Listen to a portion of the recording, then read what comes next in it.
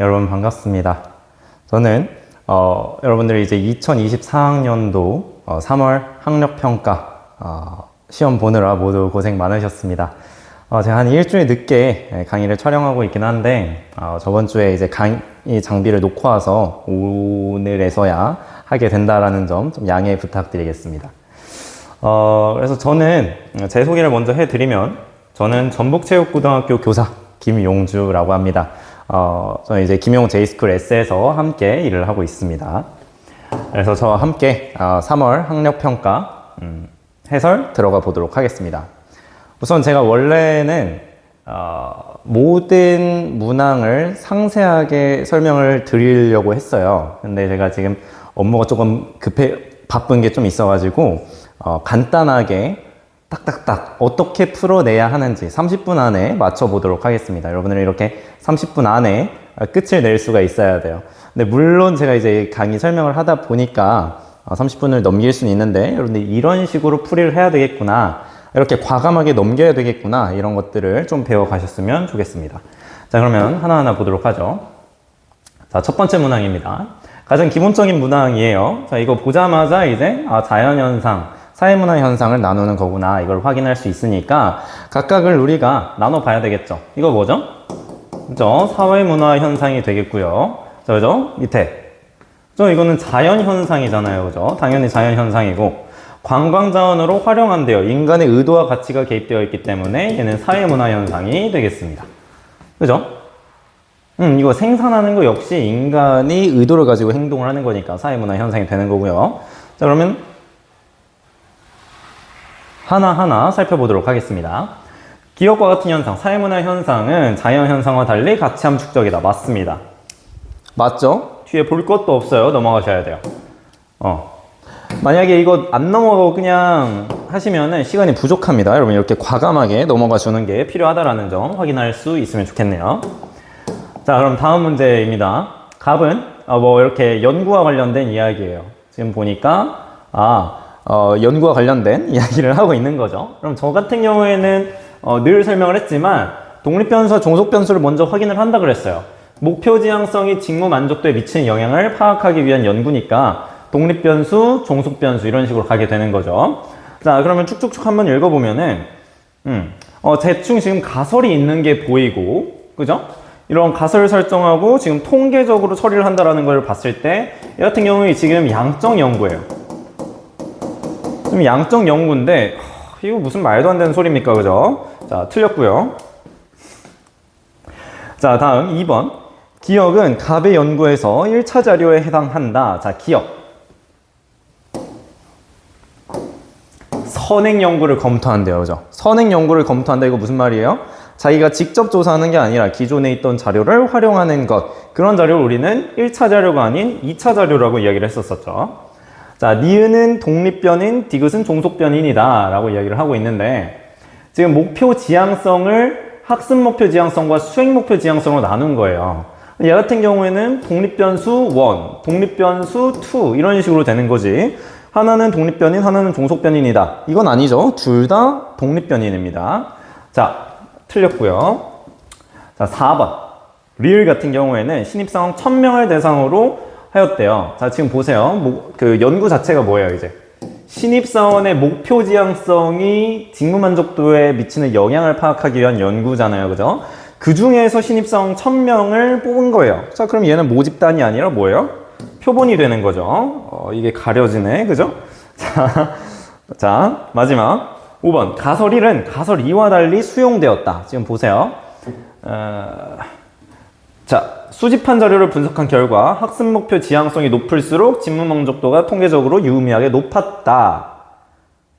그죠? 학습 목표 지향성이 높을수록 직무 만족도가 높았다. 그럼 얘는 수용되었네요. 그죠? 수행 목표 지향성, 제가 이래서 문제긴 한데 지금 수행 목표 지향성은 통계적으로 유의미한 영향을 미치지 않았다. 그러면 얘는 수용되지 않았다. 가설 1은 가설 2와 달리 수용되었다. 맞는 말이 되겠네요. 그죠? 이렇게 풀어내는 거예요. 자, 다음 빈곤의 유형 A, B에 대한 설명으로 옳은 것을 골라라 라고 이야기를 하고 있습니다. 골라라 라고 이야기를 하고 있고, 각각인 절대적 빈곤, 상대적 빈곤 중 하나다 라고 이야기를 하고 있어요. 자, A는 최소한의 생활을 유지하는 데 필요한 소득을 기준으로 빈곤 여부를 파악한다. 절대적 빈곤이죠.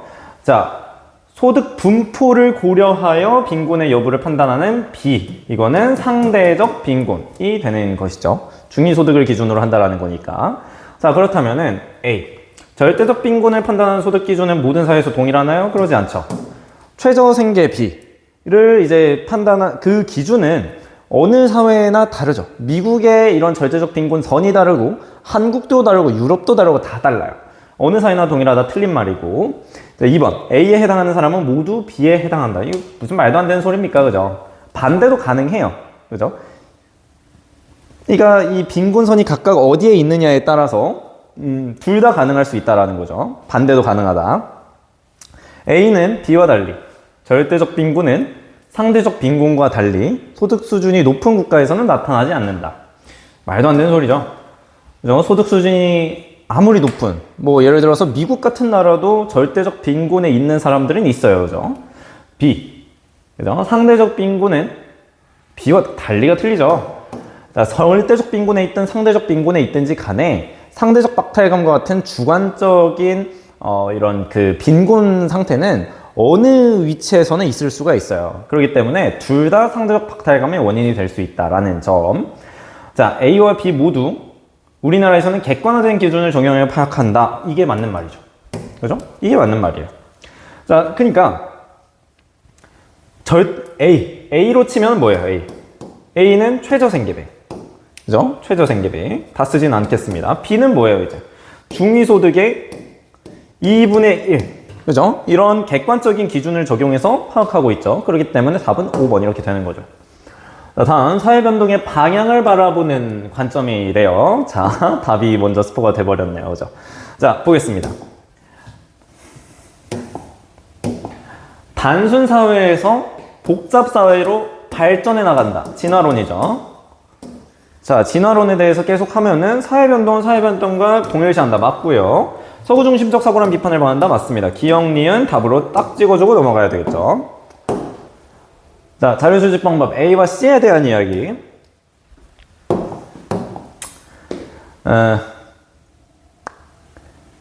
자, 쭉 한번 보겠습니다. 자, 갑은 A만을 사용한 연구에서 뭐 이런 빈도화된 구조화된 문항에 응답하였다. A는 질문지법이 되겠죠. 을은 B만을 사용한 연구에서 연구자 직접 만나 대화하며 이런 것들을 솔직하게 이야기하였다. B는 면접법이 되겠네요. 그죠?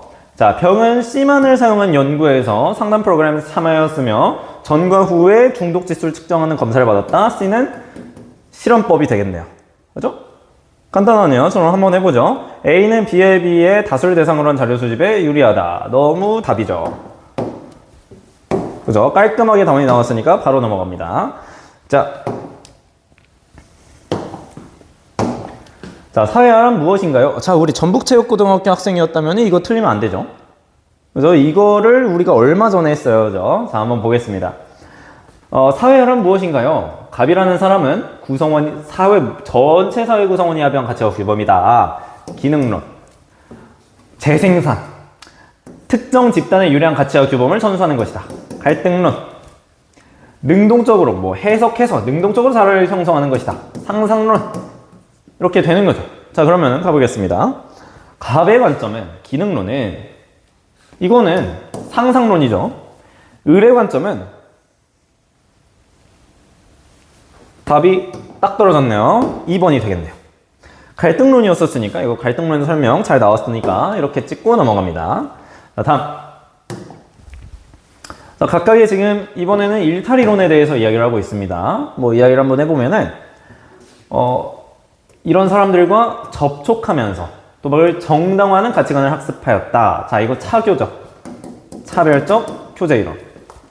정보사회로 급격히 변하는, 사회가 일단 급격하게 변화하고 있어요. 그런데 사회규범이 제대로 정립되지 않았다. 이건 뒤르캠이죠. 그죠? 사회규범이 새롭게 확립되지 않았다. 사회가 급변하면서 기존의 사회규범이 무너졌으나 새로운 사회규범이 등장하지 않았다라고 이야기를 하고 있기 때문에 뒤르캠의 아노미 이론. 자, 얘는 비난받은 결과. 부정적인 자아가 형성되어서 도박을 반복하게 되었다. 낙인 이론이 되는 거죠. 그럼 하나하나 보겠습니다.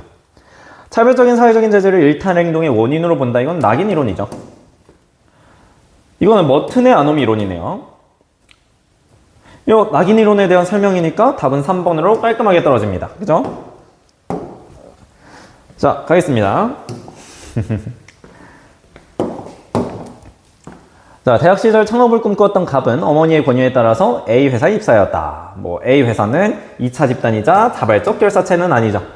갑은 자, 디귿을 보면은 갑은 업무 능력을 인정받아 작년에 올해 우수상 사원을 수상하였다.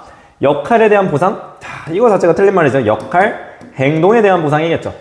우리가 예를 들어서 대통령이다. 대통령이니까 대통령을 하셨으니 제가 돈을 주겠습니다. 이러진 않잖아요. 그죠? 아니면 또 의사다. 그래서 훌륭한 직업이죠. 그죠? 의사인데. 의사니까 훈장을 주겠습니다. 이러면은 말이 안 되잖아요. 그죠? 의사로서 열심히 뭔가를 했기 때문에 상을 주겠습니다. 이런 건 말이 돼도 의사니까 이걸 주겠습니다. 이건 말이 안 되잖아요. 그죠? 말이 안 되는 선지입니다. 자, 과장으로 승진하였다. 과장. 성취지위죠?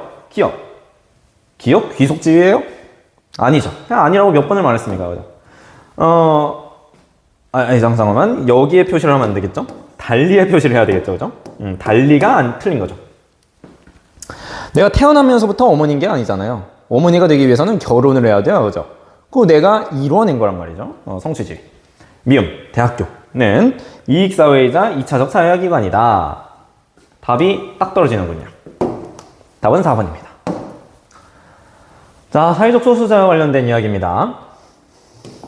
사회적 소수자와 관련된 이야기인데, 지금 여기서 뭘 보여주고 있냐면, 갑국에서는 민속인막인들이 과거에는 차별을 받았대요. 근데 오늘날에는 대중의 사랑과 존경을 받고 있다. 상대성에 대한 이야기를 하고 있는 거예요. 그죠? 을국에서는 병국 출신의 유학생들 병국국교. 병국국교는 병국에서는 아주 지배적인 이런 문화인데 을국으로 들어오니까 지금 사회적 소수자가 되었다라고 이야기를 하고 있는 거잖아요. 이게 시공간적인 상대성을 이야기를 하고 있으니까 그에 대한 거를 골라주면 되겠네요. 그죠? 답은 5번이 딱 떨어지네요. 그죠? 이렇게 가는 겁니다. 다음, 제가 좀 이거하고 업무를 좀 하러 가야 될 것 같아서 간단하게, 이것도 간단하게 표 문제니까 간단하게 같이 한번 풀어보면서 마무리를 해보도록 하겠습니다. 자, 표는 갑국에서, 자, 저는 이런 문제가 나오면은 일단 이걸 그려요. 일단은 이걸 그려야 눈에 보기도 좋고 그렇기 때문에 시간은 좀 걸리겠지만 상, 중, 하, 상, 중, 하, 여기를 부모, 여기를 자녀로 하겠습니다. 했을 때 부모 세대와 자녀 세대 간의 계층 이동의 결과로 형성된 자녀 세대의 계층 구조를 나타낸 것이다. 일단 이게 자녀 세대의 계층 구조래요. 자, 그렇대요. 자, 그럼 보겠습니다. 이 하얀색 동그라미는 대물림을 받은 거래요. 자, 대물림을 받았다. 대물림을 받은 거고, 이때 이 짝대기, 이거는 상승 이동을 나타내고 있대요. 그리고 이 칠한 거는 하강 이동을 나타내고 있대요. 그럼 얘가 당연히 중층이라는 거 확인할 수 있겠죠. 상승 이동과 부모 세대로부터 상승 이동과 하강 이동이 동시에 나타났으니까 얘는 당연히 중층이 되는 것이고, 얘는 지금 하강 이동만 경험한 애들만 있는 거예요. 자, 그러면 얘는 뭐겠어요? 하층이 되겠죠. 부모 세대가 중층이든 상층이든 이랬었는데 자녀 세대가 하층이어야만이 하강 이동만 나타날 수가 있겠죠. 그리고 A 같은 경우에는 상승 이동만 나타났대요. 당연히 A가 상층 계급이기 때문에 그런 거겠죠. 그죠? 자, 그때 얘는 자녀와 관련된 이야기니까 A, B, C 이렇게 되겠죠. 그죠?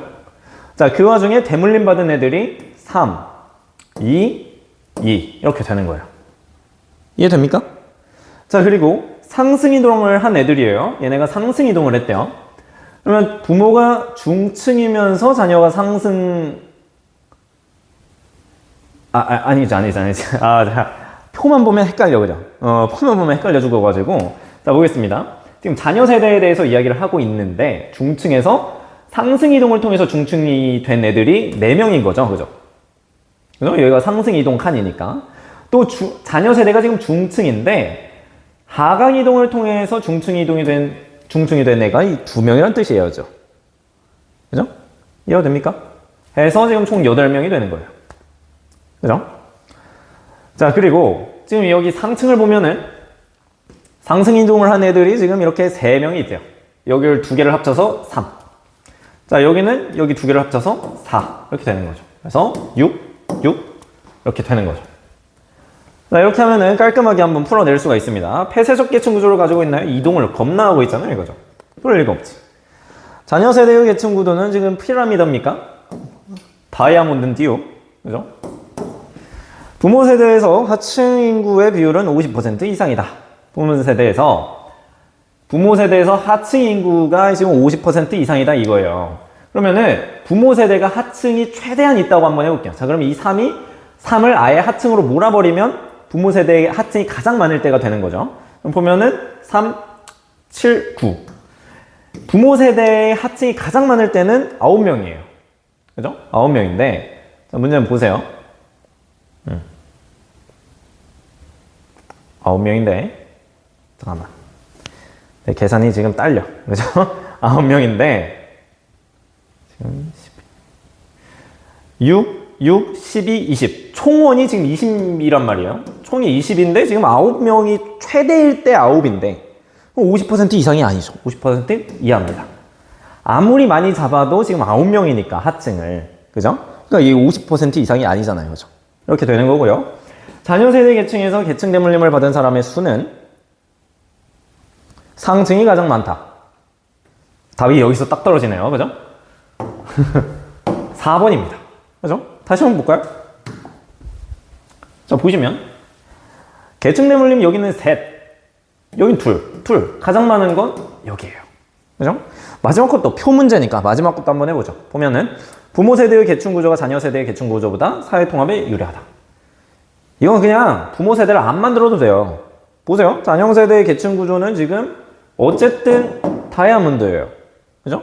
이거 뭐가 더 높고 나쁘다 뭐 이런 거는 굳이 따질 필요가 없는 거죠. 그죠? 자, 이런 식으로 해서 이제 1부 마치도록 하겠고요. 저는 업무를 잠깐 하고 오도록 하겠습니다.